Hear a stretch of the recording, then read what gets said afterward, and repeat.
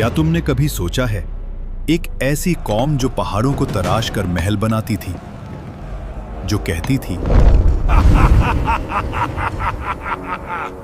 हमसे ज्यादा ताकतवर कौन? मगर जब आसमान का हुक्म आया तो उनके महल मिट्टी के नीचे दबा दिए गए। हजरत नूह अलैहिस्सलाम के बाद एक और कौम पैदा हुई, कौम आद। यमन और ओमान के दरमियान एक इलाके अहकाफ में रहते थे। उनके शहर का नाम था इराम जातुल इमाद, यानी स्तंभों वाला शहर, जो आसमान से बात करता था। उनके बदन पहाड़ों की तरह मजबूत, कद बादलों को छू लेते और उनका गुरूर आसमान को चीर देता था। वो कहते, हम ही जमीन के वारिस हैं और हमेशा रहेंगे। अखाफ की रेत में उनके शहरी इलाके दूर दूर तक फैले हुए थे। उनके घोड़ों के पांव से जमीन गूंजती थी। रात को उनके चिरागों की रोशनी दूर तक चमकती, गोया उनका शहर जमीन पर कोई ताज हो। और वे अपनी सभाओं और बैठकों में अक्सर एक ही बात कहते, हम जैसे लोग दोबारा कभी पैदा नहीं होंगे। उनके बच्चे भी छोटी उम्र में पत्थर उठाकर अपनी शक्ति दिखाते और बुजुर्ग गर्व से कहते, हमारे बच्चे भी पहाड़ों को झुकाने वाले हैं। आद के लोगों का एक और अजीब अकीदा था। वो समझते थे कि हवा उनकी गुलाम है। उनके जवान कभी वादी के दरमियान खड़े होकर दोनों हाथों को पहलाते और अपने आप से कहते, देखो, हवा हमारे जिस्म की पैरवी करती है। बुजुर्ग लोग अपनी नशिस्त महफिल में फख्र से कहते, हमारे बाप दादा हवा का रुख बदल देते थे, हमें कौन रोक सकता है? वो लोग जब तूफान को दूर से आता देखते तो हंसकर कहते, हवा हमारे साथ है, ये हम पर नहीं, हमारे दुश्मनों पर पड़ेगी। लेकिन उन्हें क्या पता था कि आने वाली हवा उनकी सबसे बड़ी दुश्मन बन चुकी है। आद के लोग सिर्फ लंबे नहीं थे, उनकी जिस्मानी बनावट आम इंसान से कई गुना बड़ी थी। दरिया के किनारे उनके कदमों के निशान आज भी पहाड़ों के दरमियान मिलते हैं, जिन्हें देखकर लोग हैरान रह जाते। उनके घरों के दरवाजे इतने ऊंचे होते कि एक घोड़ा और सवार दोनों सीधा अंदर जा सकते, और उनके बर्तन पत्थर के बने हुए, इतने बड़े कि एक बर्तन में पूरा खानदान का खाना पक जाए। समय बीतता गया, घमंड बढ़ता गया, वक्त गुजरता गया और उनका तकब्बुर बढ़ता गया। फिर अल्लाह ने अपना नबी भेजा, हजरत हूद अलैहिस्सलाम, जो कहने लगे, ऐ मेरी कौम, सिर्फ अल्लाह की इबादत करो, उसके सिवा कोई माबूद नहीं। खुद क्या तू चाहता है हम अपने बाप दादा के मजहब छोड़ दें?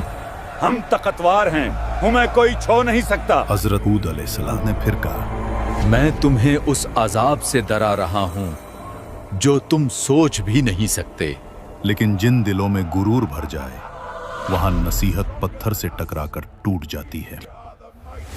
हजरत हूद अलैहिस्सलाम रोज उनके बाजारों, उनके महलों, उनके दरवाजों के पास जाकर आखिरी दावत देते। कभी उनके सरदार हंस के कहते, हूद, तेरी बात में दम होता तो हमारे महल कब के गिर चुके होते। कभी कोई बच्चा उनकी आवाज का मजाक उड़ा देता और कुछ लोग उन्हें देखकर रास्ता बदल लेते, कहीं उन्हें अल्लाह का खौफ उनकी आंखों में भर न जाए। एक दिन हूद अलैहिस्सलाम उनकी असेंबली में गए, जहां उनके सरदार सोने के तख्तों पर बैठे थे। हूद अलैहिस्सलाम ने कहा, अल्लाह की बनाई हुई कुदरत का निजाम देख लो, तुम्हारी ताकत कुछ भी नहीं। मगर उनके सरदार हंस पड़े। ये छोटे वादे बंद कर, अगर अजाब आता है तो हम अपनी ताकत से उसे रोक लेंगे। अजाब से कुछ भी हमारी ताकत से डरती है। उन्हें नहीं पता था ये जमीन का आखिरी एतराज था। फिर आया अल्लाह का फैसला। सबसे पहले उन पर कहत आया। 3 साल तक एक बूंद बारिश ना हुई, नदियां सूख गईं, बाग जल गए, जमीन पत्थर बन गई। लोग आसमान की तरफ देखते रहे, कब बारिश आएगी। लेकिन आसमान से जवाब आया, खामोशी। पहले साल उन्होंने कहा, ये तो मामूली सा मसला है, हम ताकतवर लोग हैं। दूसरे साल प्यास ने उनकी जुबानें सुखा दी। खाली मटके दीवारों से टकराते, जानवर प्यास की वजह से गिरने लगे। तीसरे साल आद की जमीन से वो हंसी, वो फक्र, वो आवाज ही गुम हो गई जो कभी आसमान को टकराने का दावा करती थी। और जब लोग हूद अलैहिस्सलाम के पास आए तो वो उन्हें देखकर रोए नहीं, बस इतना कहा, अब अजाब का वक्त करीब है। फिर एक दिन 3 बादल नजर आए, एक लाल, एक सफेद और एक स्याह। आसमान से फरिश्ता पुकारा, ऐ कौम आद, इनमें से एक बादल चुनो। सरबराहों ने हंसकर कहा, काला बादल, उसमें पानी है, रहमत है। मगर उन्हें क्या पता, उस बादल में रहमत नहीं, कहर छुपा था।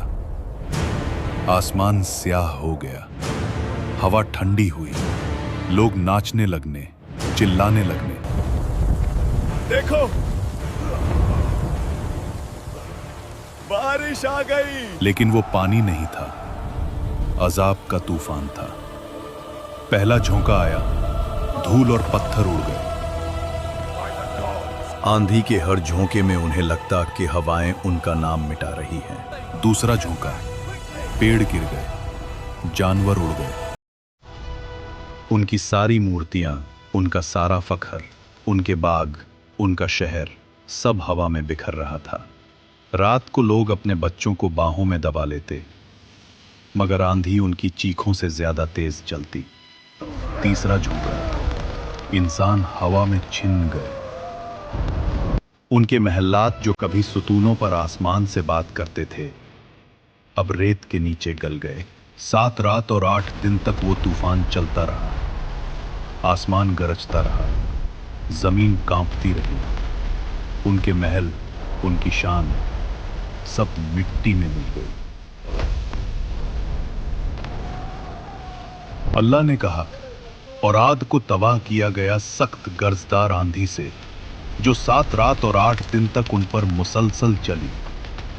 और जब हवा रुकी तो सिर्फ सन्नाटा था। रह गया सिर्फ रेत का समंदर और गिरे हुए तने, जैसे खजूर के खोखले तने। लेकिन उन चंद लोगों को जो हजरत हूद अलैहिस्सलाम के साथ ईमान लाए, अल्लाह ने बचा लिया। उन्हें पहाड़ों के एक गार में पनाह दी गई। और हजरत हूद अलैहिस्सलाम ने कहा, ऐ मेरे रब, तू सबसे ज्यादा रहम करने वाला है, हमें उन रास्तों पर कायम रख जो तेरी तरफ ले जाते हैं। हुद अलैहिस्सलाम जब वादी के ऊपर खड़े हुए तबाह शहर को देख रहे थे तो उनकी आंखों में आंसू भर आए। ये वो लोग थे जो कभी कहते थे, हमसे ज्यादा ताकतवर कौन? और अब उनकी जिंदा निशानी भी हवा में बिखर चुकी थी।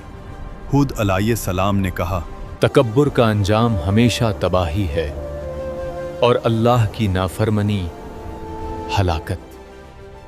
आज भी अहकाफ्त की रेत के नीचे उनका शहर इराम दबा हुआ है, एक गवाही के तौर पर, जो कहती है ताकत और शान से नहीं, सिर्फ अल्लाह की इताअत से इज्जत मिलती है। अगर तुम्हें ये कुरानिक कहानी पसंद आई हो तो वीडियो को लाइक करो, कमेंट्स में लिखो तुम अगले एपिसोड में किस कौम की कहानी देखना चाहते हो, और चैनल को सब्सक्राइब करना मत भूलना।